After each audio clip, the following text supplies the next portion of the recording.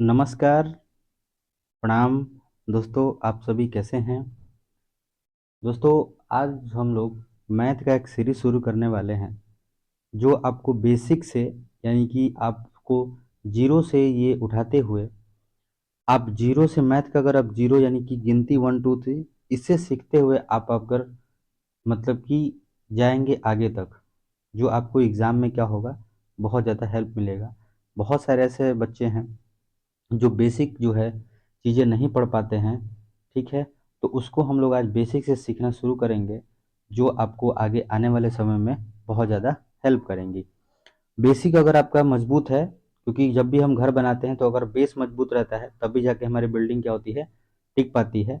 तो इस तरह से बेस हमारा सबसे पहले मजबूत होना चाहिए, और मैथ में जो भी लोग, जिस व्यक्ति को किसी भी तरह का डर है, उसको हम लोग क्या करेंगे, ख़त्म कर सकते हैं। और ये बिल्कुल फ्री है जो सीरीज चलेगी, उसमें आपको बेसिक मैथ यहाँ से शुरुआत करते हैं हम आज संख्याओं को ज्ञान से। तो चलिए शुरू करते हैं। सबसे पहले हम लोग संख्याओं के बारे में, पहला आप यहाँ पे दिख रहा होगा कि संख्याओं का और संख्यांक का बोध यानी अंकों का बोध, स्थानीय मान, गुणा भाग, इन संक्रियाओं के बारे में हम लोग पढ़ेंगे। तो सबसे पहला ही प्रश्न आता है कि आखिर ये संख्या होती क्या है। तो संख्या का यानी मीनिंग ऑफ नंबर, तो संख्या क्या है, एक गणितीय मान है जिसका उपयोग गणना तथा मापन इत्यादि में किया जाता है। अन्य शब्दों में अगर कहे तो संख्या एक प्रकार की गिनती या माप है जो वास्तव में मस्तिष्क में एक विचार के रूप में व्याप्त है।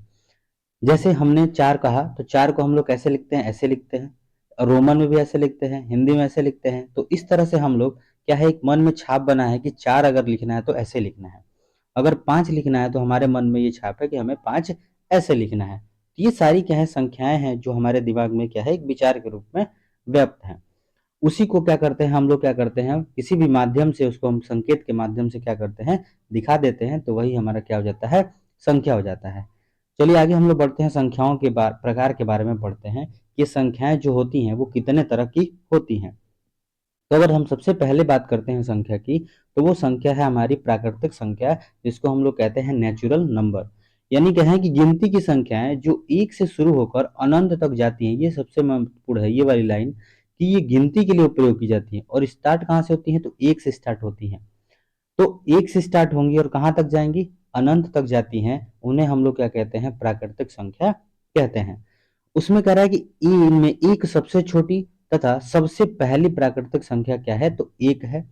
किसी भी प्राकृतिक संख्या की अगली संख्या भी प्राकृतिक संख्या होती है। जैसे अगर हम एक है तो एक का क्या होगा, दो, दो के आगे होगा तीन, ये सारी संख्याएं आपस में क्या होंगी, प्राकृतिक संख्याएं होती चली जाएंगी। और प्राकृतिक संख्या को दिखाने के लिए n का प्रयोग करते हैं अथवा स्मॉल n का प्रदर्शन करते हैं हम लोग। जैसे यहाँ पे आपने देखा होगा कि एग्जाम्पल में देखें तो एक दो तीन, और ये कहाँ तक जाता है, तो अनंत तक जाता है, यानी कि ये उल्टा हुआ लेट है। आठ जो है वो उल्टा लेटा हुआ है। अब इसके बाद कह रहा है कि संख्या एक की अतिरिक्त किसी प्राकृतिक संख्या की ठीक पहले प्राकृतिक संख्या उसकी पूर्ववर्ती होती है। एक की पूर्ववर्ती संख्या नहीं होती है। जैसे मान लीजिए कि हमारे पास एक संख्या दे दे तीन, और कहे कि तीन के पहले यानी कौन सी संख्या आती है, तो आती है दो। क्या आती है, दो। तो जो दो हमारा ये है, ये हमारा क्या हो जाएगा, पूर्ववर्ती संख्या हो जाएगी। क्या कहलाएगी, उसको पूर्ववर्ती संख्या कहेंगे। इसका मतलब ये हुआ कि जो भी संख्या हमसे पूछेगा, उस संख्या से अगर एक माइनस करते हैं, उस संख्या में से एक माइनस करते हैं, तो जो संख्या हमें प्राप्त होगी उसको हम लोग पूर्ववर्ती संख्या कहेंगे। अगर इंग्लिश की बात कहें तो हम प्रेडिसेसर्स कहते हैं। अब जब संख्या, नोट यहाँ देखिए कि प्राकृतिक संख्या के ठीक बाद जो भी प्राकृतिक संख्या होगी उसको हम लोग अनुवर्ती संख्या कहते हैं, यानी कि उसको हम लोग सक्सेसर कहते हैं। जैसे मान लीजिए हमने कहा 18 का अगला नंबर क्या होगा, तो 18 का जो अगला नंबर यानी सक्सेसर निकालना है, अनुवर्ती निकालना है, तो एक क्या कर देंगे, प्लस, यानी कि हमारा क्या हो जाएगा, 19। और 19 क्या है, ये भी एक प्राकृतिक संख्या है। तो जो अगर अनुवर्ती का है तो उसमें हम क्या करते हैं, एक जोड़ देते हैं। लेकिन अगर इसी को कहे कि पूर्ववर्ती बताइए, तो एक क्या कर देते हैं, घटा देते हैं। तो पूर्ववर्ती यानी एक घटाना है, अनुवर्ती एक जोड़ देना है। अनुवर्ती का दूसरा नाम भी हो सकता है जिसको हम लोग उत्तरवर्ती संख्या भी कहते हैं। अब यहाँ देखिए एग्जाम्पल में दिखा गया है कि 999 का उत्तरवर्ती बताइए, तो उत्तरवर्ती पूछा है तो क्या किया गया, +1, यानी कि हमारा आंसर हो गया 1000। ठीक है। अगर इसी का पूर्ववर्ती पूछा होता तो हम क्या करते, 9 9 9, इसमें से एक क्या कर देते, माइनस कर देते, इसका मतलब हो गया 9 9, और ये हमारा हो गया 8। यानी ये हो गया हमारा अनु सॉरी पूर्ववर्ती, ये हमारा हो गया पूर्ववर्ती, और ये जो हमारा है वो हो गया हमारा पूर्ववर्ती उत्तरवर्ती। ठीक है, उम्मीद है समझ में आया होगा। चलिए अगले संख्या के बारे में हम लोग चलते हैं। दूसरा संख्या क्या है यहाँ पे, पूर्ण संख्या, जिसको हम लोग कहते हैं होल नंबर। जब शून्य को भी प्राकृतिक संख्या के समूह में सम्मिलित कर लिया जाए तो उसको हम लोग, जो संख्या में ग्रुप प्राप्त होगा उसको हम लोग कहेंगे पूर्ण संख्या। जैसे मान लीजिए कि अभी हमने पढ़ा था कि प्राकृतिक संख्या एक से स्टार्ट होती है और अनंत तक जाती है, लेकिन अगर उसको हम इसमें जीरो भी शामिल कर लेते हैं तो ये हमारी संख्या बन जाती है पूर्ण संख्या, जिसको हम लोग डब्ल्यू से, यानी कि इंग्लिश को होल नंबर क्या कहते हैं, होल नंबर को इसको रिप्रेजेंट करते हैं। ये स्टार्ट कहाँ से होती है, तो जीरो से होती है। अब इसके कुछ महत्वपूर्ण तथ्य हैं उसको भी पढ़ लीजिए। सबसे पहला, शून्य एवं प्राकृतिक संख्याओं को सम्मिलित रूप से हम लोग क्या कहते हैं, पूर्ण संख्या।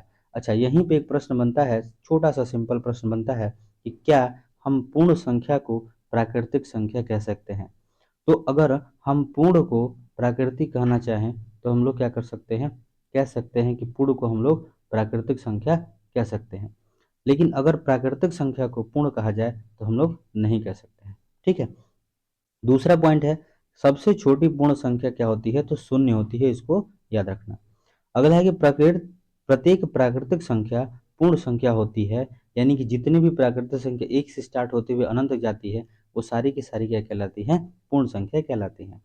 सबसे बड़ी अगर पूर्ण संख्या पूछे तो वो अनंत, यानी कि इसको हम लोग फाइंड नहीं कर सकते हैं, ये अनंत होती है। ठीक है, दूसरा भी समझ में आया।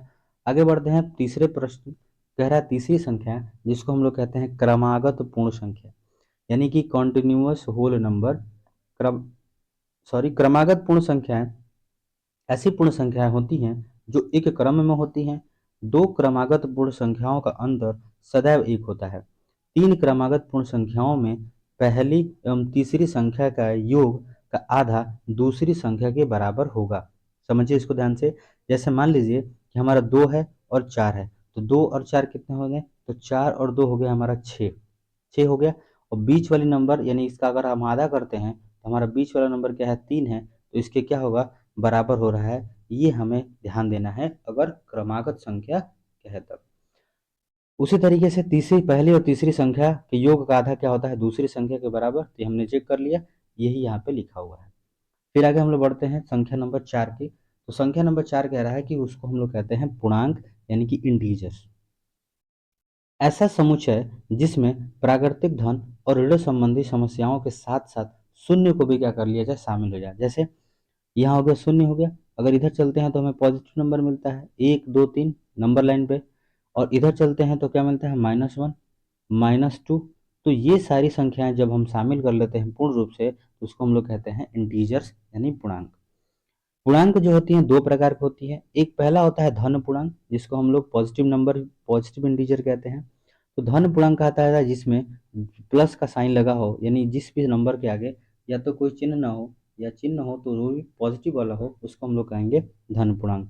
जैसे 1 2 3 4, ये भी अनंत तक जाती है। दूसरा जो होता है वो होता है ऋण पूर्णांक। इसका मतलब हो गया जिस संख्या के आगे माइनस का साइन लगा हो उसको हम लोग कहेंगे ऋण पूर्णांक। उसके बाद यहाँ से देखिए थोड़ा ध्यान से कि जब हम लोग ऋण की बात करते हैं तो अगर हमारे पास एक नंबर है, मान लीजिए प्लस में 7 है, ठीक है, उसके बाद माइनस में 2 है, तो अगर हमारा रिजल्ट आएगा तो हमारा आएगा सीधा सीधा प्लस में 5। क्यों, क्योंकि बड़ी संख्या क्या है, प्लस में है। लेकिन इसका ठीक उल्टा कब होता है, जब मान लीजिए कि माइनस में 5 दे दे और प्लस में क्या दे दे, 4 दे दे, तो हमारा रिजल्ट बड़े में से छोटा तो घटता है, 5 में से 4 माइनस करेंगे क्या बचेगा, 1। लेकिन चिन्ह जो लगेगा वो माइनस का, यानी हमारा आंसर आएगा -1। इस चीज़ को याद रखना है कि जब भी दो पूर्णांकों को जब हम जोड़ते हैं, घटाते हैं, तो हमें चिन्ह का महत्व बहुत ज़्यादा ध्यान देना होता है। अगर चिन्ह गलत होता है तो हमारा प्रश्न भी क्या हो जाएगा, गलत हो जाएगा। चलिए अगला हम लोग बात करते हैं पांचवा, परिमेय संख्या। परिमेय संख्या को हम लोग कहते हैं रेशनल नंबर, यानी कि एक परिमेय संख्या को एक ऐसी संख्या के रूप में परिभाषित किया जाता है जिसे p बटा क्यू, यानी कि भिन्न के रूप में हम दिखा सकते हैं, जहाँ पे p और q दो पूर्णांक होते हैं और इसमें q जो है वो नॉट इक्वल टू जीरो हो, यानी जीरो के बराबर नहीं होना चाहिए। अगर यानी कि हर जो होगा वो 0 के बराबर नहीं होगा, उसको हम लोग क्या कहते हैं, परिमेय संख्या कहते हैं। तो परिमेय संख्या जैसे यहाँ पे 3 है, 17 है ना, 4 है, 49, ये सारी संख्याएं क्या है, परिमेय संख्या है। इसमें क्यू यानी कि जो हर है वो 0 नहीं होनी चाहिए, उसको हम लोग कहते हैं परिमेय संख्या। अगली संख्या है जिसको हम लोग कहते हैं अपरिमेय संख्या यानी इर्रेशनल नंबर। वे संख्याएं जिन्हें p बाई क्यू के रूप में व्यक्त नहीं किया जा सकता है, यानी कि बटे के रूप में व्यक्त नहीं कर सकते हैं, उसको हम लोग क्या कहते हैं, अपरिमेय संख्या कहते हैं। जहां p और q जो है एक पूर्णांक है, यानी कि यहाँ पे q इक्वल टू 0 हो सकता है, यानी कि q इक्वल टू यहाँ पे 0 हो सकता है, लेकिन इस प्रश्न में q इक्वल टू 0 नहीं होगा। ठीक है, फिर आगे हम लोग बढ़ते हैं कि यहाँ पे कुछ तथ्य दिए गए हैं। देखिए पहला कि अपरिमेय संख्या कभी भी पूर्ण वर्ग नहीं होती है। इसका मतलब कि इसका वर्गमूल हम निकालेंगे, जैसे √25 है तो इसका वर्गमूल तो 5 होगा, तो ये क्या होगा, अपरिमेय नहीं हो सकती है, ये परिमेय ही होती है। दो परिमेय संख्याओं का योग जो होता है वो एक परिमेय संख्या ही होती है। दो परिमेय संख्याओं का गुणा जो होता है वो एक परिमेय संख्या होती है। एक परिमेय एवं एक अपरिमेय संख्या का जो योग होता है हमेशा अपरिमेय संख्या होती है। फिर आगे है कि एक परिमेय एवं एक अपरिमेय संख्या का जो गुणा होता है वो एक अपरिमेय संख्या होती है। तो परिमेय और अपरिमेय समझ में आया। फिर आगे हम लोग बढ़ते हैं, अगला 7 नंबर, वो लिखा है अभाज्य संख्या। तो वह पूर्ण संख्याएं जिनके स्वयं और एक के अतिरिक्त कोई भी गुणनखंड नहीं होता है उन्हें अभाज्य संख्या कहते हैं। इसका अर्थ है कि कोई भी पहाड़े में ये संख्याएं नहीं आती हैं, सिर्फ अपने ही पहाड़े में संख्याएं क्या होती हैं, शामिल होती हैं। जैसे हम लोग बात करें 2 की, तो 2 जो होता है वो सिर्फ अपने पहाड़े में आता है। अगर एक एक के तो आता ही, यानी एक से तो सारी संख्या कटती है, तो एक की हम बात नहीं करते हैं। अगर हम इसके अलावा देखते हैं तो किसी भी पहाड़े में नहीं आता है। 3 जो है वो किसी भी पहाड़े में नहीं आता है, सिर्फ अपने ही पहाड़े में आता है। उसकी तरह बात करें हम 5 की, उसके बाद 7 की, 9 की बात करेंगे तो 3 के पहाड़े में आता है, इसका मतलब हो गया 11। इस तरह से संख्याएं हमारी क्या होती हैं, चलती जाती हैं। इसको हम लोग कहते हैं अभाज्य संख्या, या इसको हम इंग्लिश में बोलेंगे प्राइम नंबर। ठीक है, आगे हम लोग बात करते हैं संख्यांक क्या होता है, यानी न्यूमेरिकल क्या होते हैं। देखिए संख्यांक क्या कर रहा है, एक प्रकार का चिन्ह अथवा नाम है जो संख्या को समझने में सहायता करता है। जैसे 3, 15, 49, अब ये क्या है, जैसे हमने कहा 15, तो 15 ये संख्यांक हो गया। अंक अकेला चिन्ह है जिसका उपयोग संख्यांक बनाने, लिखने तथा निर्माण करने के लिए होता है।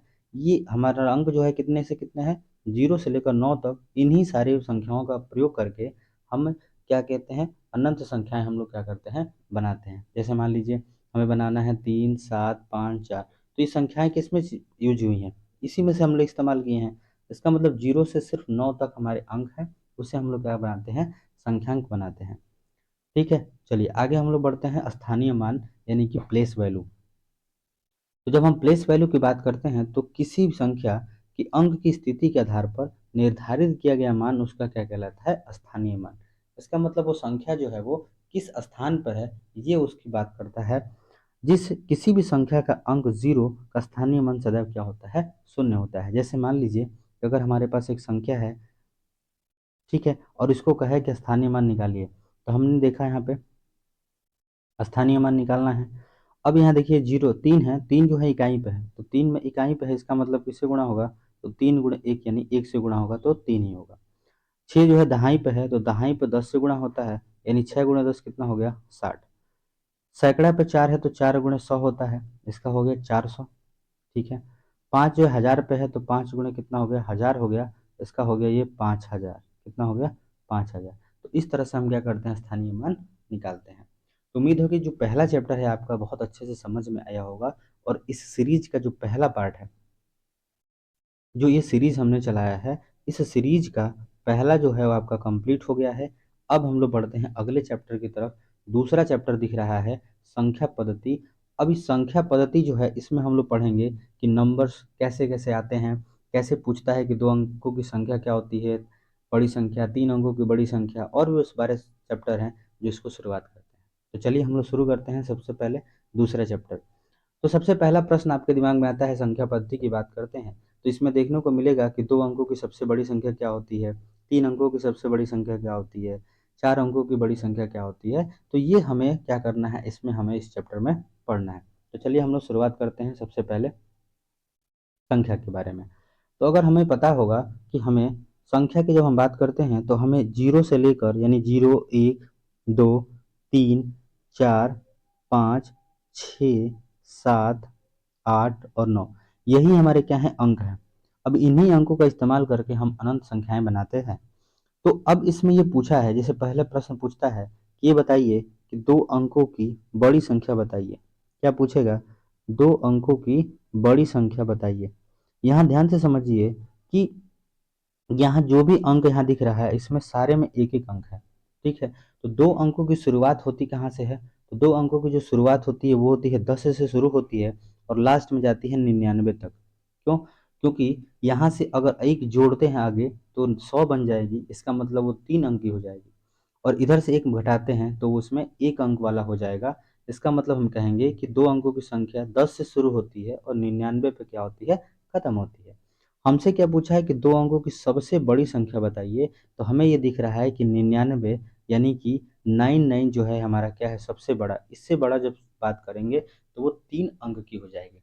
तो हमें क्या बताना होगा? आंसर हमारा क्या हो जाएगा? 99। यानी कि जब भी हमसे ये पूछे कि 4 अंकों की बड़ी संख्या, 3 अंकों की बड़ी संख्या या 5 अंकों की बड़ी संख्या, तो हमें कुछ नहीं करना है, जितना कहेगा उतने बार 9 को क्या कर देना है? लिख देना है। जैसे अब हमने लिखा है कि 9999, तो ये कितने अंकों की है? तो ये 4 अंकों की है। कितने अंकों की है?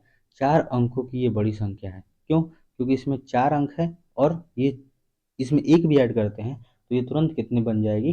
5 अंकों की बन जाएगी। तो ये हमारा क्या हो जाएगा? 4 अंकों की बड़ी संख्या। अगर यहीं पे प्रश्न ये कहता कि 4 अंकों की छोटी संख्या बताइए, तो जब से 4 अंकों की छोटी संख्या यानी कि शुरुआत हुआ होगा कहाँ से? ये 3, यानी कि 1000 से शुरू हुआ होगा। ठीक है, अब 1000 से शुरू होकर कहाँ तक ये गया होगा? 9999 तक। इसका मतलब कि एक के आगे कितने जीरो?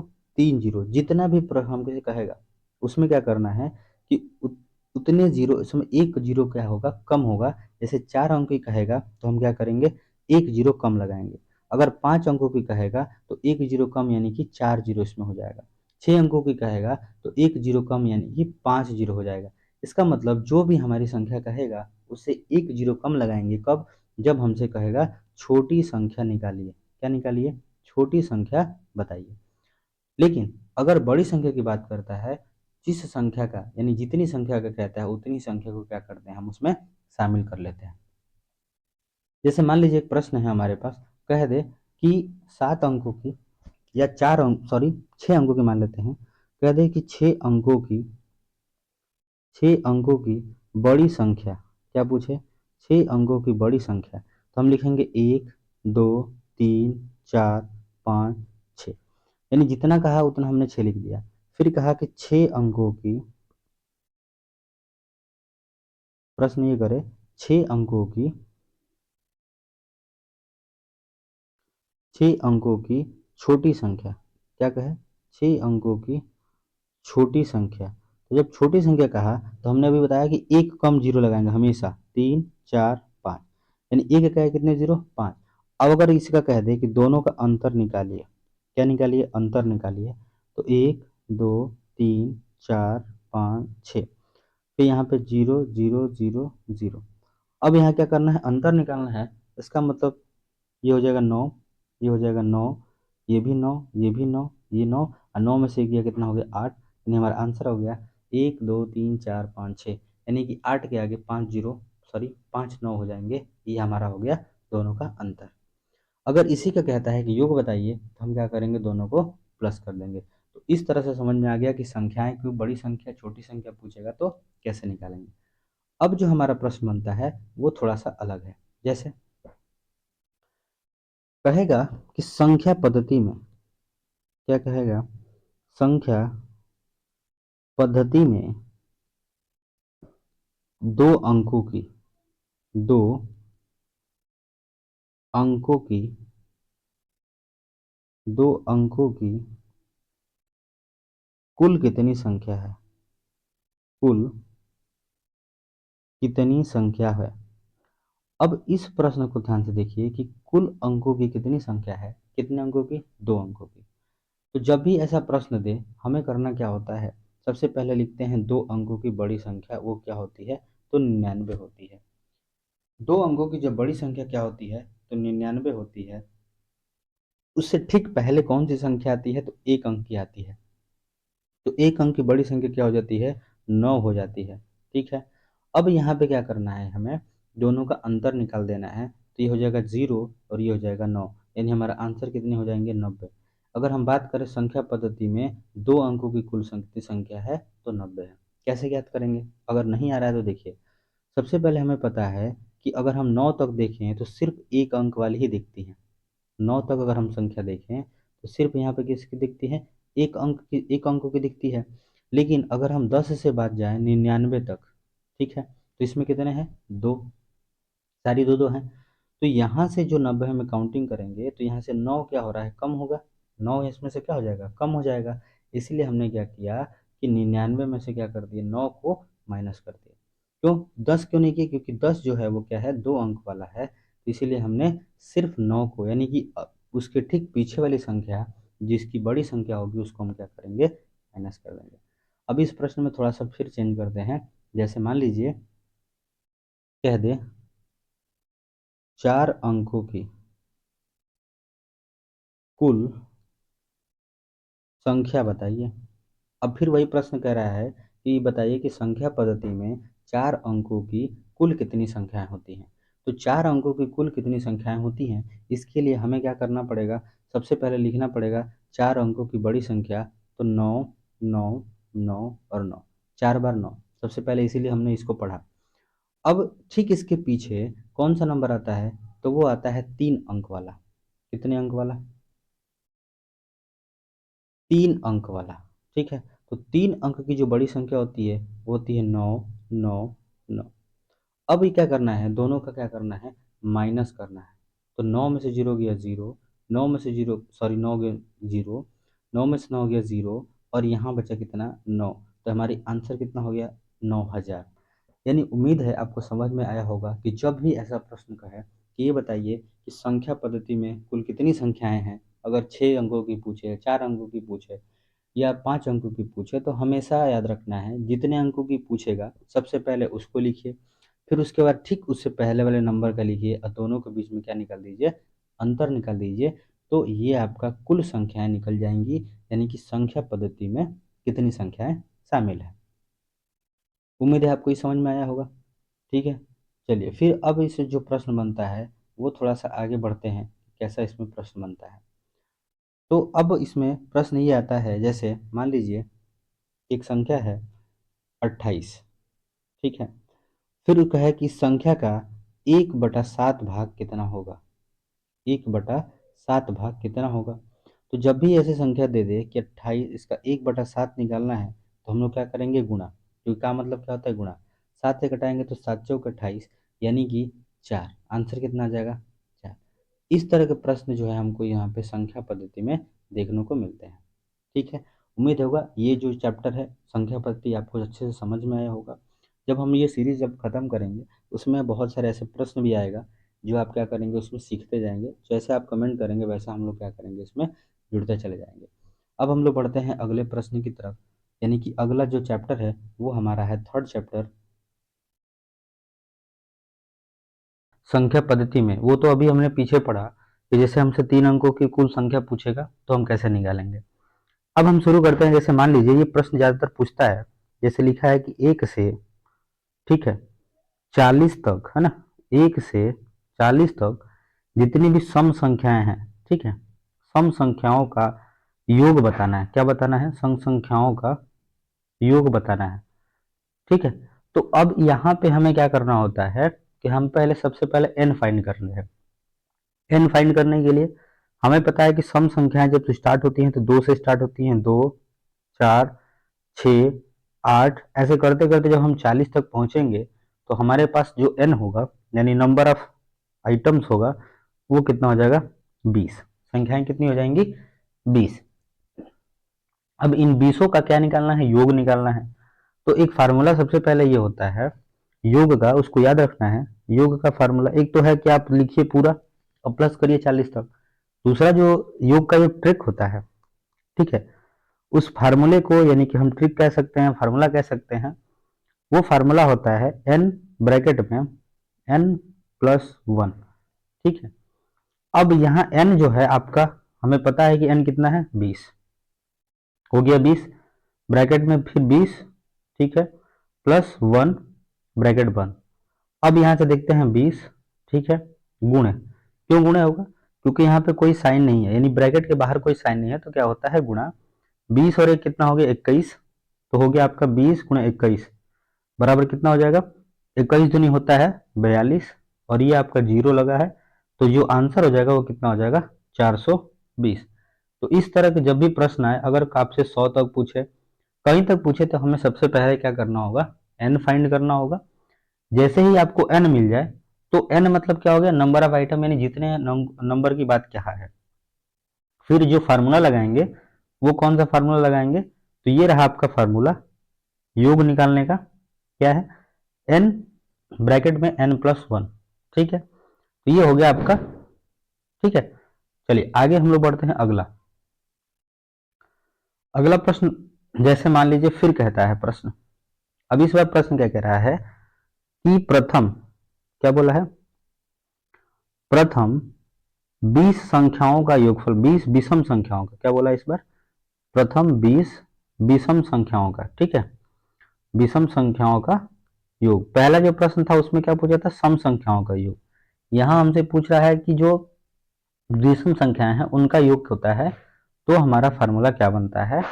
तो सबसे पहले हमें पता है कि जो विषम संख्या स्टार्ट होती है, वो स्टार्ट होती है 1, यानी सबसे छोटी विषम संख्या 1, 3, 5, 7, 9, ऐसे ही हमें क्या करना, प्रथम 20 निकालनी होगी। तो 1, 2, 3, 4, 5, यानी कि हमें जाना पड़ेगा कहाँ तक, 40 तक, क्योंकि जब हम 40 काउंट करेंगे तो 20 उसमें सम हो जाएंगी और 20 उसमें विषम हो जाएंगे। तो अभी हमारे पास ये नंबर है, तो हमने देखा कि n बराबर आपका हो गया 20। कितना हो गया, 20। क्यों, क्योंकि यहाँ से हमने स्टार्ट किया था कहाँ से, 1 से 40 तक, तो उसमें 20 संख्याएं आ रही थी, तो n की वैल्यू क्या हो गई, 20। जब n 20 हुआ तो हमें क्या निकालना है, योग निकालना है। ठीक है, जब योग निकालेंगे तो इसका फार्मूला होता है सीधे सीधे n स्क्वायर, यानी जो भी नंबर होगा, जो भी n की संख्या होगी, उसका क्या करा देंगे, स्क्वायर करा देंगे। जैसे 20 गुणे 20, क्योंकि n यहाँ पे क्या है, तो n है 20, यानी हो गया आपका 20 गुणे 20 कितना होता है, 400, यानी कि जो इसका योगफल होगा वो कितना हो जाएगा, +400। जैसे देखिए यहाँ पे सम के लिए फार्मूला जो बना है वो n ब्रैकेट में n+1, और अगर विषम संख्या पूछता है तो उसके लिए फार्मूला क्या हो गया, ये फार्मूला रहा आपका विषम संख्या के लिए, यानी कि अगर विषम संख्या का योग पूछता है तो ये आपके पास फार्मूला है, इससे आप विषम संख्या का योग निकाल सकते हैं। अच्छा, ये जो प्रश्न है, ये अगर आप इसको ध्यान देंगे तो हर एग्जाम में आपको ऐसा अगर प्रश्न दिखता है तो हमें जोड़ने से राहत मिलेगी, अगर हम इस फार्मूले को ध्यान में रखते हैं। उम्मीद है समझ में आया होगा। चलिए अब आगे हम लोग बढ़ते हैं थोड़ा सा, जैसे प्रश्न क्या बनता है आगे। तो देखिए संख्या पद्धति में अगर हम बात करते हैं, तो जो प्रश्न जो पूछता है, एक ऐसे पूछता है, जैसे मान लीजिए कि हमारे पास एक नंबर है 36,490, क्या बोला है, एक संख्या है 36,490। अब इस संख्या में ये कह रहा है, इसमें जो आपका ये 6 और ये 9 दिख रहा है ना, इन दोनों को क्या करिए, आपस में बदल दीजिए। तो जैसे हमने इसको चेंज किया तो हमारे पास संख्या बन जाएगी 3,9,4,6,0, यानी कि आपस में जब हम बदलते हैं 9 और 6 को, क्या करते हैं, आपस में जब हम क्या करते हैं, बदलते हैं किसको किसको, आपस में बदलने पर, तो बदला हमने किसको, 6 और 9 को। ठीक है, तो अब हमें ये बताना है कि जो प्राप्त संख्या है, जो हमने प्राप्त संख्या किया है ये वाला 39,460, ये जो पहली संख्या यानी मूल संख्या, ये वाली जो मूल संख्या है, इस मूल संख्या से कितनी ज्यादा है या कितनी कम है, मतलब दोनों के बीच में हमें अंतर बताना है। तो अगर इस अंतर की बात करेगा तो हम सीधे सीधे क्या करेंगे, दोनों को घटा देंगे। तो इसमें बड़ी संख्या कौन सी है, तो हमें बड़ी दिख रही है कौन सी, 39,460, क्या दिख रहा है, 39,460, ये हो गया। छोटी संख्या क्या दिख रही है, तो आपको दिख रहा होगा 36,460, सॉरी 490, अब इन दोनों को क्या कर देंगे, अंतर निकालेंगे। तो 0 में से हो गया 0, 16, 16 में से 9 हो गया 7, ये हो गया। यहाँ बचा 13, 13 में से 4 गया 9, ठीक है। अब यहाँ बचा 8, 8 में से 6 गया 2। अब ये क्या हो जाएगा यहाँ पे 0। इसका मतलब जो हमारा आंसर होगा वो कितना होगा, 2970। यानी जब हमने देखा कि 6 और 9 को आपस में जब हम बदलें तो हमारे पास जो संख्या मिली, उस संख्या में इस संख्या में अंतर किए तो हमारा निकल कर आया मान कितना, 2970। तो इस तरह के जो प्रश्न हैं आपको देखने को मिलेंगे, ठीक है। अगला प्रश्न देखते हैं कि कैसा प्रश्न और बनते हैं इसमें संख्या पद्धति में। तो देखिए प्रश्न एक छोटा सा ही बहुत है, लिखा है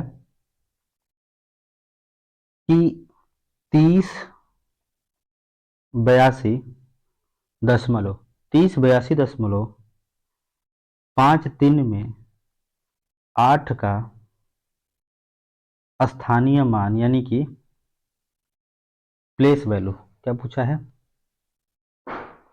प्लेस वैल्यू हमें बतानी है किसका। तो ये 3082.53 में 8 का स्थानीय मान बताना है। सबसे पहले हम जानते हैं कि जो 8 है वो किस स्थान पे है, इसको पहले आइडेंटिफाई करते हैं। तो देखिए जब भी स्थानीय मान दशमलव के बारे में बात करें तो याद रखिएगा, जैसे मान लीजिए हमारे पास ये नंबर है 2.345 और ये दिया है मान लीजिए यहाँ पे 6। जब हम स्थानीय मान की बात करेंगे तो ये हमारा स्थान जो होता है वो हजारवां स्थान होता है। कौन सा होता है, हजारवां होता है।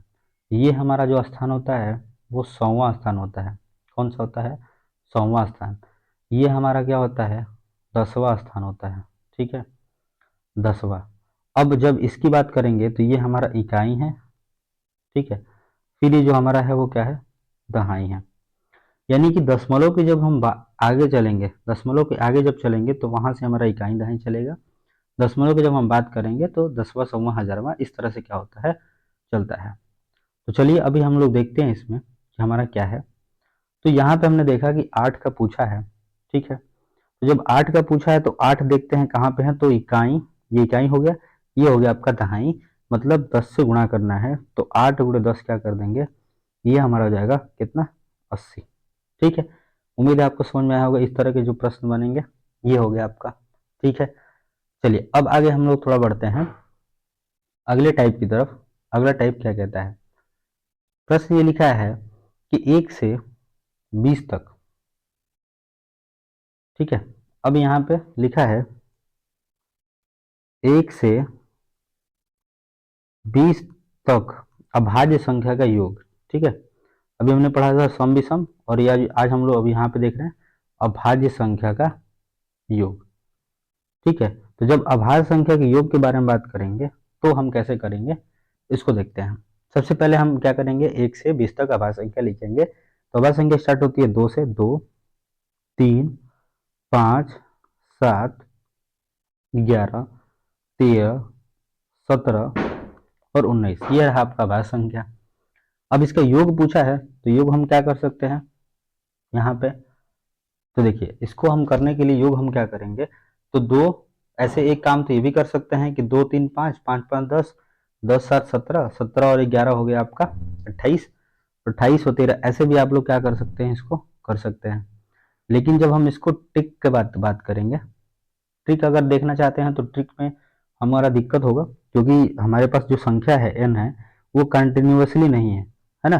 जब वहां पे हमने देखा था सम और विषम में, तो वहां पे कंटिन्यूअसली क्या हो रहा था, एक के बाद एक संख्याएं क्या हो रही थी, रिपीट हो रही थी, मतलब एक एक का गैप सब में था। यहाँ जो संख्याएं रिपीट कर रही हैं वो इसमें सब में एक एक का गैप नहीं है ना।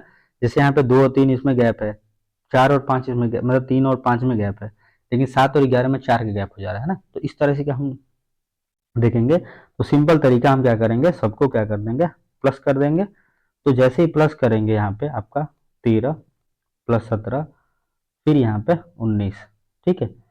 अब जब ये प्लस कर देंगे तो आपका जो उत्तर हो जाएगा वो हो जाएगा 77, यानी सीधा सीधा इसमें क्या कर सकते हैं आप, प्लस कर सकते हैं, ठीक है। तो ये रहा आपका प्रश्न। फिर चलते हैं आगे थोड़ा सा अगले टॉपिक की तरफ। जैसे प्रश्न बनता है ऐसे लिखा है प्रश्न में, कह रहा है कि 12,000, ठीक है, 12,000 प्लस 1200 1200 प्लस 3 दहाई, 3 दहाई। ठीक है।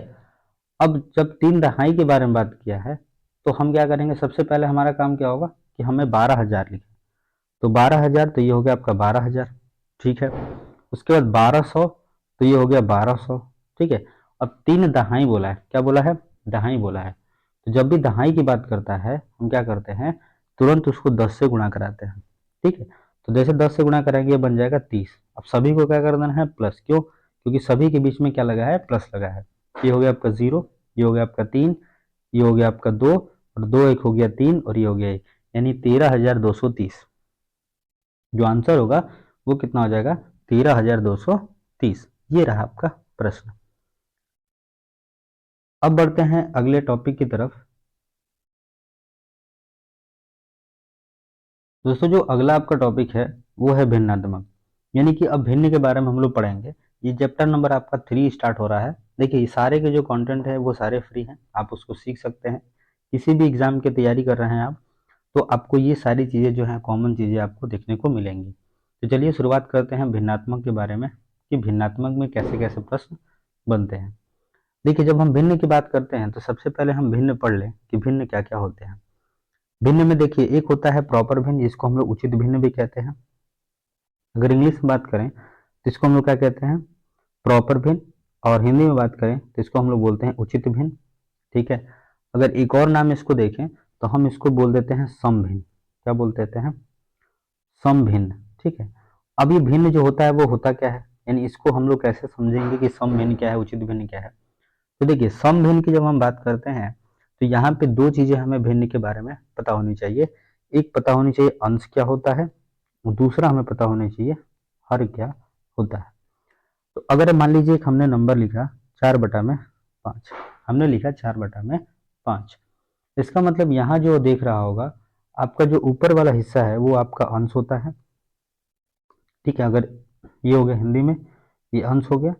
अगर इंग्लिश की बात करें तो ये जो होता है आपका न्यूमरेटर होता है, और नीचे जो है आपका वो होता है हर, यानी कि अगर इंग्लिश में बात करें तो ये होता है डिनोमिनेटर। यहाँ पे हम देख रहे हैं कि जो हर है वो क्या है, बड़ा है, यानी कि जो हर है वो कितना है, 5 है। और जो भिन्न है, मतलब कि जो सॉरी अंश जो है वो क्या है, कम है। यहाँ पे अगर हम देखें तो इस चीज से साइन को याद रखना है। यहाँ पे हर ग्रेटर देन होगा, अंश क्या होगा, छोटा होगा। ठीक है। यानी कि जो अंश होगा हर से क्या होगा, हर से छोटा हो। तो यहाँ पे हम उस भिन्न को हम लोग क्या कह देते हैं, उस भिन्न को हम लोग कहते हैं उचित भिन्न। ठीक है। जब उचित भिन्न की बात आती है तो जैसे हमने अगर मान लीजिए ऑप्शन में पूछा होता है, जैसे 1/2, 3/5, है ना, 7/9, इस तरह के जितने भी नंबर्स हैं, यानी कि जिसमें अंश जो है वो क्या हो, छोटा हो, हर क्या हो, बड़ा हो, उसको हम लोग क्या कहते हैं, उचित भिन्न या सम भिन्न कहते हैं। अगर इंग्लिश में बात करें तो इसको हम प्रॉपर भिन्न भी कहते हैं। ठीक है। प्रॉपर फ्रैक्शन भी कहते हैं। लेकिन अगर इसी को थोड़ा सा उल्टा देखें, कि अगर दूसरा टॉपिक पे जाएं तो एक और भिन्न होता है जिसको हम लोग कहते हैं विषम भिन्न। क्या कहते हैं, विषम भिन्न। ठीक है। उसको हम लोग क्या कहते हैं, विषम भिन्न। ठीक है। और दूसरा इसको नाम हम लोग देते हैं जिसको हम लोग कहते हैं अनुचित भिन्न। क्या कहते हैं, अनुचित, अनुचित भिन्न। अब इस फ्रैक्शन की जब हम बात करते हैं, इस भिन्न की बात करते हैं, तो यहाँ पे दो चीजें फिर से, एक हो गया अंश और एक हो गया हर। अब यहाँ पे जब हम देखेंगे तो यहाँ पे क्या होना चाहिए, अंश ज्यादा होना चाहिए, हर क्या होना चाहिए, कम होना चाहिए, यानी छोटा होना चाहिए। जैसे में 4/3। ठीक है। 4/3, 11/3। ठीक है।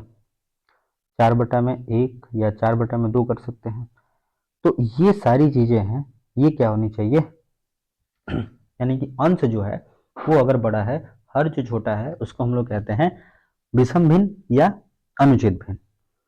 एक और आता है जब हम लोग इसकी बात करते हैं तो इसको हम लोग कहते हैं संयुक्त भिन्न। चलिए कैसे होता है, जिसको हम लोग पढ़ते हैं संयुक्त भिन्न। ठीक है। उसको क्या कहते हैं, संयुक्त भिन्न या इसको अगर इंग्लिश में कहें तो हम लोग मिक्स फ्रैक्शन भी कहते हैं, या इसको हम लोग मिक्स फ्रैक्शन के नाम से जानते हैं। जैसे में अगर हमारे पास एक नंबर देखा होगा आपने कहीं कहीं, जैसे लिखा होता है 3 सही 1/2, कॉमा 4 सही 1/3, ठीक है, 2 सही 1/3। ऐसे नंबर जिसको क्या करते हैं हम लोग सही के रूप में लिखते हैं, ठीक है, उसी को हम लोग क्या कहते हैं, संयुक्त भिन्न के रूप में जानते हैं। ठीक है, अब संयुक्त भिन्न जो होता है, इसमें जो हम पढ़ेंगे तो उसको संयुक्त भिन्न को कैसे असमान भिन्न में बदलते हैं, ठीक है, कैसे हम लोग इसको मिश्रित भिन्न में बदलते हैं, ये हम लोग पढ़ेंगे अभी थोड़ी से आगे। अब आते हैं अगले टॉपिक पे, जिसका एक और आता है भिन्न, जिसको हम लोग कहते हैं इकाई भिन्न। ये भी प्रश्न बहुत ज्यादा पूछता है कि इकाई भिन्न क्या होता है। ठीक है, तो इकाई भिन्न का मतलब ये होता है ऐसा भिन्न जिसका अंश क्या हो, एक हो, जिसका अंश क्या हो, एक हो, उसको हम लोग क्या कहते हैं, इकाई भिन्न कहते हैं। ठीक है, तो ये सारी चीजें आपको पता है कि ये भिन्न के बारे में हो गया। अब हम लोग बदलने चलते हैं। जैसे मान लीजिए हमारे पास एक नंबर है 4/3, हमने कहा कि इसको क्या करना है, मिश्रित संयुक्त भिन्न में या मिश्रित भिन्न में क्या बदलना है, क्या करना है, संयुक्त भिन्न में इसको क्या करना है, बदलना है। तो अब जब संयुक्त चीज में बदलने की बात आएगी तो यहाँ पे ध्यान रखना है कि हमारे पास जो नंबर होता है नीचे वाला, यानी कि जो हर होता है, उससे अंश में क्या करते हैं, भाग लगाते हैं। तो 3 एकम में क्या हो गया, 3। अब यहाँ से 4 में से 3 का कितना बचेगा, 1, शेष 1 बचा। तो जितना शेष बचता है उसको ऊपर लिखते हैं, जिससे भाग लगाते हैं उसको नीचे लिखते हैं। जितनी बार गया रहता है, यानी भागफल को कहाँ रखते हैं, साइड में, यानी कि आंसर हमारा बन गया कितना, 1 सही 1/3। कितना बनेगा, 1 सही 1/3। इसी तरह अगला अगला नंबर देखते हैं। जैसे मान लीजिए हमारे पास एक और नंबर है, थोड़ा सा बड़ा नंबर लेते हैं। जैसे हमारे पास मान लीजिए 53 है, और 53 को कह दे कि सर 4 से भाग लीजिए। ठीक है, अब इसको बोला है कि मिश्रित भिन्न में बदलिए। तो सबसे पहला काम कि 4 से हम क्या करेंगे, 53 यानी 53 में क्या करेंगे, भाग लगाएंगे। तो ये हो जाएगा 4 एकम में 4 हो जाएगा, 5 में से 4 माइनस करेंगे हो जाएगा 1। फिर उसके बाद ले आएंगे किसको, 3 को नीचे। अब जब ये 3 नीचे आएगा तो 4 का पढ़ा ऐसा पढ़ो क्या तो 13 आ जाए, तो उससे बड़ा आ जाए। ठीक है, तो 4 तिया कितना हो गया, 12। कितना हो गया, 12, यानी कि बचा शेष कितना आपका, 1। ठीक है, जब एक शेष बचा तभी हमने कहा कि जितना शेष बचता है उसको ऊपर, जिससे हम लोग भाग देते हैं उसको बगल में, सॉरी नीचे, और जितने बार में भागफल जाता है उसको कहाँ लिखेंगे, ऊपर। यानी कि जो हमारा आंसर हो जाएगा वो हो जाएगा 13 सही 1/4। जो आंसर होगा वो हो जाएगा 13 सही 1/4। उम्मीद है इसको समझ में आ गया होगा। अब आते हैं थोड़ा सा भिन्न को कंपेयर करने के लिए। जैसे आपसे कहता है, जैसे एक हमारे पास नंबर है, लिखा है 5/9, और 5/9 है, और दिया है 7/12। इसका कह रहा है कि तुलना कीजिए, क्या कह रहा है, तुलना करना है, यानी कि तुलना करना है कि कौन सी भिन्न जो है इसमें बड़ी है, कौन सी भिन्न इसमें छोटी है। अगर ऐसा प्रश्न आपके सामने दिख जाए कभी भी, तो क्या करना होता है, सीधे लिखा जो है उसको लिखिए, उसको फिर यहाँ पे 12, दोनों का क्या करिए, आपस में क्रॉस मल्टीप्लाई करा दीजिए। सबसे पहला क्या है, 5, तो 12×5 कितना होता है, 60। फिर 7×9 कितना होता है, 63। अब यहाँ पे जो बड़ी भिन्न है, यानी बड़ा जो नंबर है वो कौन सा है, 63 है। इधर वाला नंबर क्या है, बड़ा है। इसका मतलब हम ये कह सकते हैं कि जो हमारा भिन्न है, यानी 5/9, ठीक है, और 7/12, इन दोनों में ये वाला भिन्न क्या है, बड़ा है। जिधर का मुंह खुला उधर का मुंह क्या होता है, ग्रेटर देन होता है। ठीक है, तो ये आपको समझ में आया होगा। चलिए अब हम लोग पढ़ते हैं थोड़ा सा भिन्न का जोड़ कैसे करते हैं। जब हम भिन्न की जोड़ करेंगे तो उससे पहले हमें पता होना चाहिए कि भिन्न का लौसा कैसे निकालते हैं। जैसे मान लीजिए लौसा हमें आना चाहिए।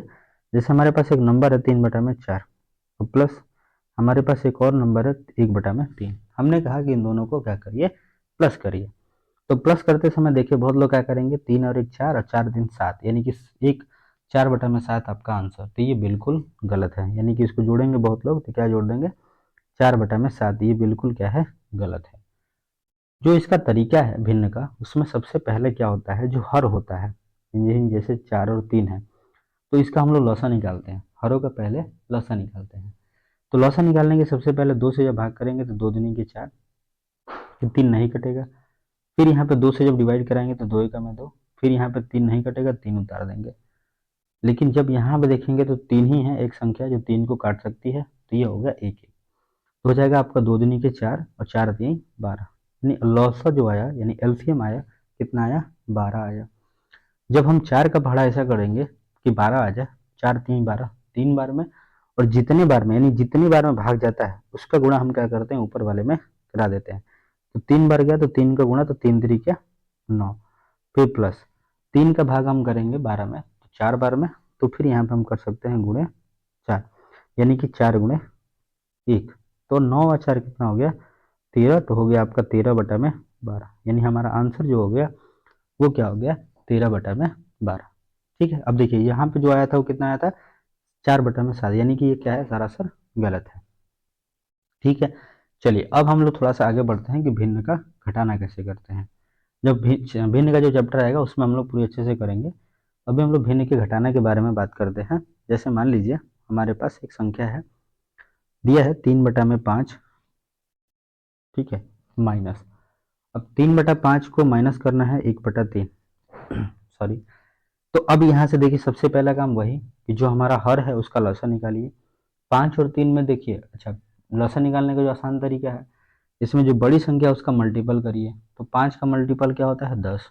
ठीक है, जब 10 करेंगे तो 10 जो है 3 से विभाजित नहीं होता है, इसका मतलब वो लसा 10 नहीं होगा।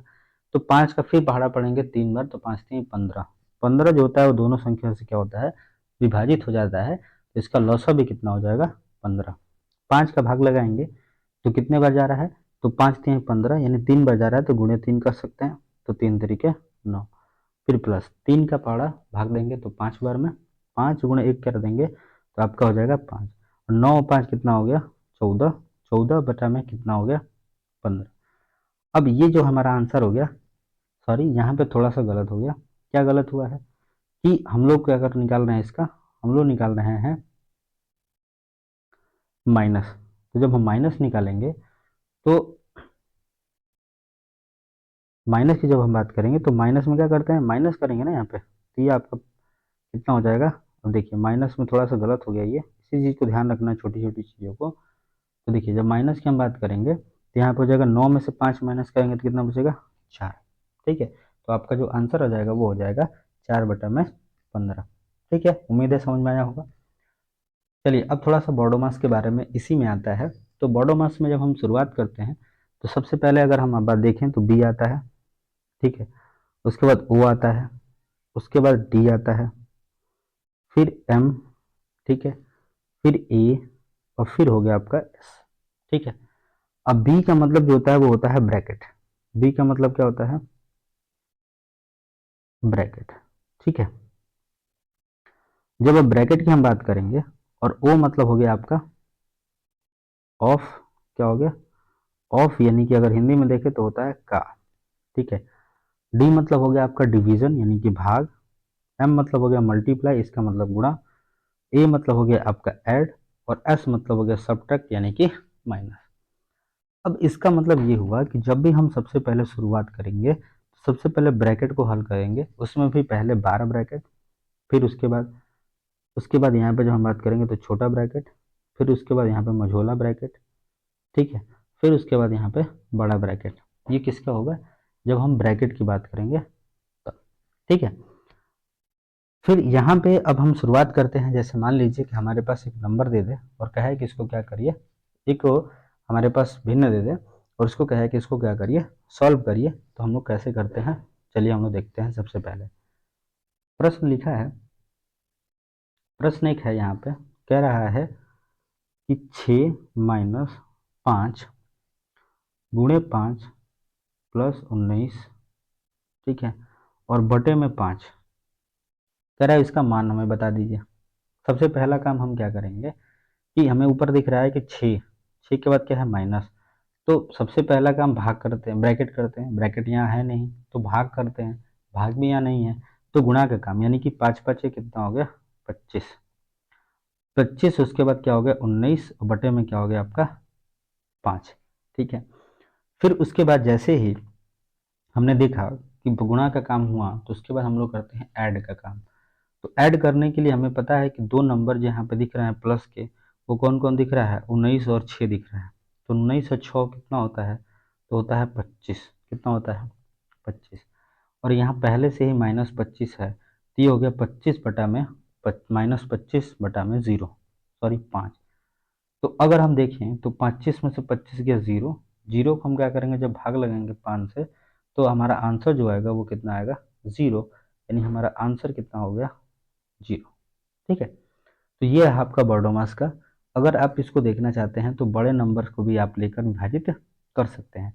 इसका मतलब जब आप ये नियम के साथ करेंगे, बर्डोमास के नियम के साथ, तो आपका कभी भी ये प्रश्न जो होगा वो गलत नहीं होगा। ठीक है, अब थोड़ा सा हम लोग बढ़ते हैं कि जैसे भिन्न में आपको देखे होंगे, आप लोग पूछता है कि बढ़ते क्रम और घटते क्रम बताइए। तो बढ़ते क्रम घटते क्रम के जब बारे में बात करेंगे, तो हमारे पास जैसे मान लीजिए एक नंबर है, लिखा है 3/7, कॉमा, फिर लिखा है 3/5। ठीक है, 3/5, फिर कॉमा लिखा है 3/4। ठीक है, फिर कॉमा 3/8, फिर कॉमा 3/6। अब ऐसा प्रश्न जब भी दे दे और इसे पूछे, कहे कि ये बताइए इस संख्या को बढ़ते या घटते क्रम में सजाइए, तो देखिए अगर कुछ नहीं करना है तो सबसे पहला क्या करना होता है, इन सब का आप लॉसा भी निकाल सकते हैं।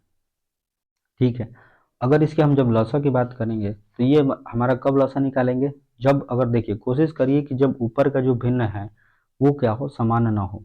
ठीक है, अगर जब इसका भिन्न का उप समान ना हो, तो इसका मतलब ये जो होगा, जैसे मान लीजिए हमारे पास एक संख्या है, ये हमारे पास दिया गया है, तो सबसे पहला काम क्या है कि आप इसका लॉसा निकाल लीजिए। तो लॉसा निकालेंगे तो हमें लग रहा है कि बड़ा नंबर मिलेगा। तो अगर आप ऐसे करना चाहते हैं, या ये भी देखना चाहते हैं कि अगर दिए गए जो भिन्न है, ठीक है, उसमें अगर हर का मान समान है ना, हर का मान समान है, ठीक है, तो अगर इसको हम देख हैं तो हर का मान अगर समान है तो अब तो ठीक है। लेकिन यहाँ दिख रहा है हमें कि यहाँ जो दिख रहा है वो क्या दिख रहा है, अंश का मान समान है। ठीक है, तो यहाँ पे जब होता है, देखिए जब हर का मान यानी कि जो इसका मान है अगर वो समान है, यहाँ तो समान है नहीं, तो ये काम तो ये करेंगे कि सभी काम अगर है तो समान कर लेंगे। अब समान कैसे होगा, तो समान करने के लिए हम क्या करते हैं, इसमें सभी का लसा निकाल देते हैं। लेकिन ऊपर हम देख रहे हैं कि ये असमान है, ये नीचे क्या है, असमान है, और ऊपर वाला क्या है, समान है। अब ऊपर वाले का मतलब हो गया कि अंश आपका समान है। तो अंश एक समान जब भी होता है तो ज्यादा मान वाला हर का भिन्न सबसे छोटा तथा कम मान वाला भिन्न का सबसे बड़ा हो जाता है। इसका मतलब जो सबसे छोटा जो हर है ये, वो सबसे बड़ा माना जाएगा। तो इसका मतलब सबसे पहले रखेंगे 3/4। अगर इसको हम घटते क्रम में सजाएं, किस क्रम में, तो घटते क्रम में। ठीक है, अगर इसको घटते क्रम में सजा लें तो सबसे छोटा भिन्न अंश होगा उसको क्या करेंगे, हर होगा, वो सबसे बड़ा मान होता है। तो 3/4 सबसे बड़ा हो गया, फिर उससे छोटा हो गया 3/5, फिर हो गया आपका 3/6, फिर यहाँ से हो गया 3/7, फिर आपका हो गया 3/8। यानी कि ये जो मान है, ये जो मान है आपका, ये आपका क्या हो जाएगा, घटते क्रम में। यानी जो भी भिन्न, यानी कि जो भी अंश, अभी थोड़ा इसको नोट में लिख सकते हैं आप कि जब, क्या लिखेंगे, जब जब अंश जब अंश समान हो, जब अंश समान हो, ठीक है, जब अंश समान हो, तो जिस जिस भिन्न का, क्या लिखेंगे, जिस भिन्न का जिस भिन्न का हर सबसे छोटा होगा, सबसे सबसे छोटा होगा, उसका उसका मान सबसे अधिक होगा। क्या लिखेंगे, उसका मान सबसे अधिक होगा। ठीक है, तो ये रहा आपका, इसको लिख सकते हैं। ठीक है, अब इसी का ठीक उल्टा हो जाएगा, जब अंश समान हो, मतलब हर समान हो, अब अंश की जगह क्या हो जाए, हर हो जाए, तो वहां पे जो सबसे छोटा मान होगा वो सबसे छोटा ही रहेगा, जो सबसे बड़ा होगा वो उसका मान सबसे बड़ा ही होगा। ये आप लिख सकते हैं। ठीक है। अगले टॉपिक की तरफ चलते हैं। जैसे मान लीजिए प्रश्न जो पूछता है कि अगर आपके पास एक नंबर है, ठीक है, ये जैसे लिखा गया है, एक भिन्न दिया गया है, देखिए इस फिर से तो एक बार करते हैं। भिन्न दिया गया है 6 सही 1/7, ठीक है, प्लस 3 सही 1/7 प्लस 5 बट सही 1/7। अगर ऐसा आपका प्रश्न है तो सबसे पहले क्या करिए, जो अलग है उसको सही वाले को एक साथ ले लीजिए। तो 6 + 3 + 5 एक ब्रैकेट में हो गया। ऊपर से दूसरे ब्रैकेट में जब हम रखेंगे तो क्या रखेंगे, 1/7 प्लस 1/7 प्लस 1/7, ये हो गया। अब यहाँ से देख रहे हैं हमें कि एक एक, अच्छा जब भी हमेशा याद रखिए कि जब हर समान हो तो सारे नंबर एक साथ जुड़ सकते हैं, यानी कि इसको हम 3/7 लिख सकते हैं। फिर यहाँ पे लिखना है प्लस, क्या लिखना है, तो 6 5 11, 11 3 हो गया 14। जब इसको प्लस करेंगे तो लिख सकते हैं 14 सही 3/7, यानी हमारा आंसर जो होगा वो हो जाएगा 14 सही 3/7। उम्मीद होगा ये चैप्टर जो होगा आपसे समझ में आया होगा। फिर आगे हम लोग बढ़ते हैं अगले टॉपिक की तरफ। अगला टॉपिक जो है आपका गुणज और गुणनखंड। इसका मतलब हो गया मल्टीपल और फैक्टर। इसमें हम लोग पढ़ेंगे कि मल्टीपल किसको कहते हैं, फैक्टर किसको कहते हैं, या कैसे इसको हम लोग क्या करते हैं, निकालते हैं। तो ये भी चैप्टर नंबर 4 आपका शुरू हो रहा है। ये भी आपका बिल्कुल फ्री है दोस्तों, और आपको हर एग्जाम में ऐसा जो होगा मिलेगा देखने को। तो चलिए आज हम लोग शुरुआत करते हैं, फिर आगे बात करते हैं फैक्टर के बारे में। सबसे पहले हमको याद रखना है एक चीज, गुणज। पहले हम लोग गुणज पढ़ते हैं, फिर गुणनखंड पढ़ते हैं। गुणज का और भी नाम होते हैं, जैसे नाम होता है अपवर्त्य। क्या बोलते हैं, अपवर्त भी बोलते हैं, एक और बोलते हैं, क्या बोलते हैं, तो उसको गुणांक भी बोलते हैं। कभी कभी आपको गुणांक लिखा दिख जाएगा, ठीक है, या इंग्लिश में कहें तो मल्टीपल। क्या लिखा होता है, मल्टीपल। तो ये जब भी नंबर आपको दिख जाए, कहीं पे भी कहे कि इस संख्या का मल्टीपल ज्ञात करिए, इस संख्या का गुणांक ज्ञात करिए, इस संख्या का अपवर्त ज्ञात करिए, तो वहां पे हमें कुछ सोचना नहीं है। सीधे सीधे जो भी नंबर है, जैसे हमने कहा कि 4 का अपवर्त्य बताइए। क्या बताइए, अपवर्त्य बताइए। अब अपवर्त्य बताइए तो कितने अपवर्त्य, वो प्रश्न में दिया होगा कि जैसे मान लीजिए 4 अपवर्त्य बताइए, है ना, 4 के मान लीजिए 5 अपवर्त्य बताइए, कितने, 5 बताना है। तो जब भी अपवर्त्य के बारे में बात करेगा तो सीधे सीधे पढ़ा पड़िए 4, 4 दूनी 8, 4 तीन 12, 4 चौके 16, 4 पचे 20। यानी कि ये जो है आपका, ये नंबर जो है 4 8 12 16 20, ये क्या है, अपवर्त्य है। इतना समझ में आया। तो अभी हम लोग जब बात करेंगे कि अपवर्त्य क्या, तो अब यहाँ पे हम लोग देखते हैं कि अपवर्त्य जो है, जब ये अपवर्त्य हुआ, ठीक है, तो अब समझते हैं कि अपवर्त्य का मतलब होता क्या है। कि अपवर्त्य मतलब होता है कि वह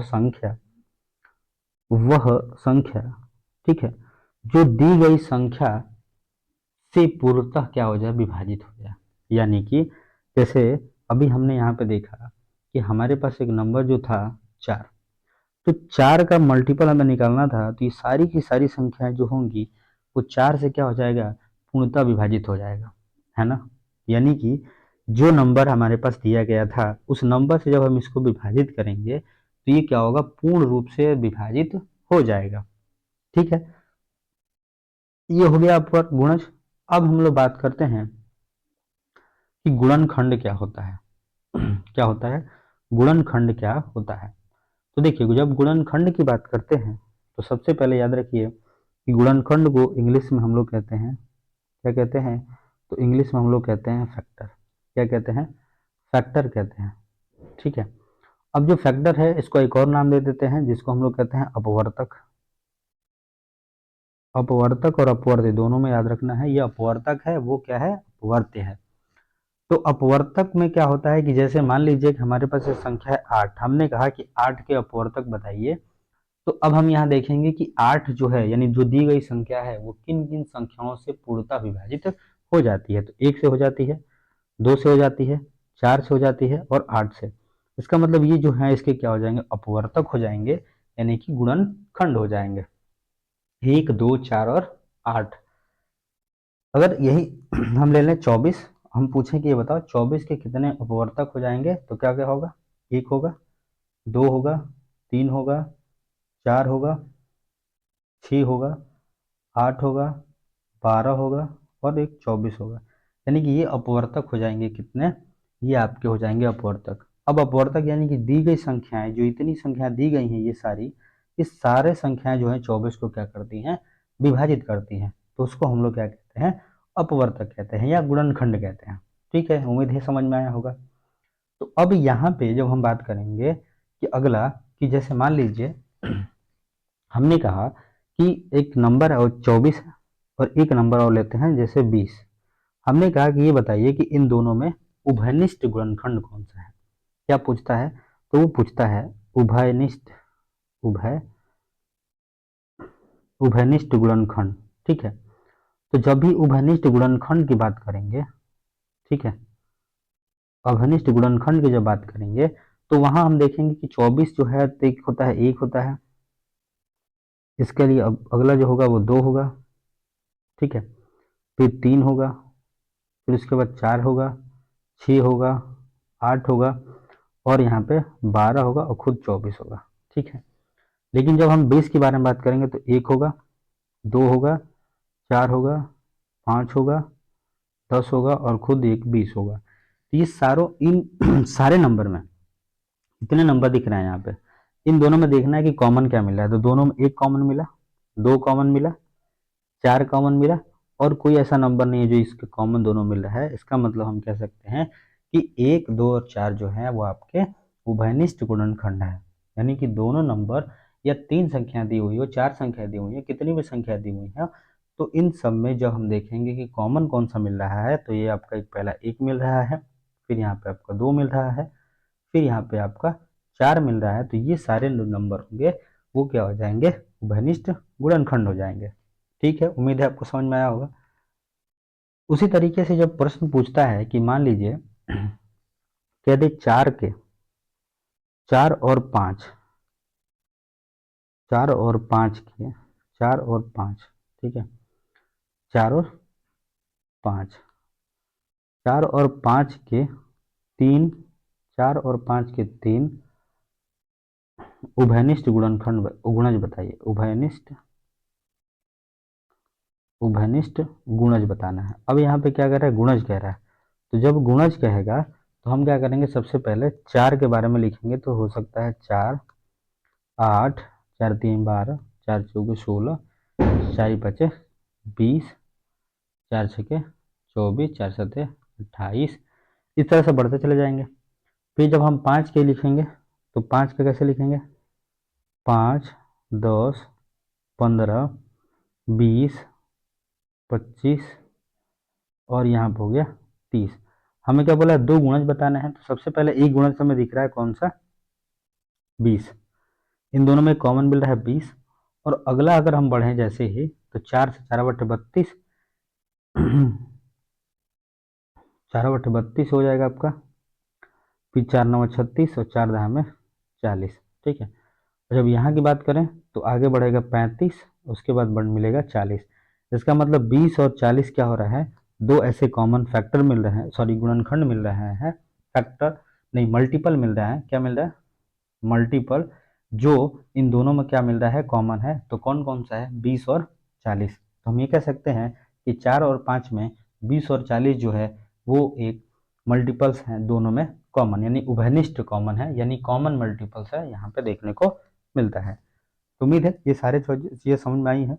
फिर आप मिलेंगे अगले टॉपिक पे, जिसमें और आगे हम लोग बढ़ेंगे। तो आज के लिए धन्यवाद। जय हिंद।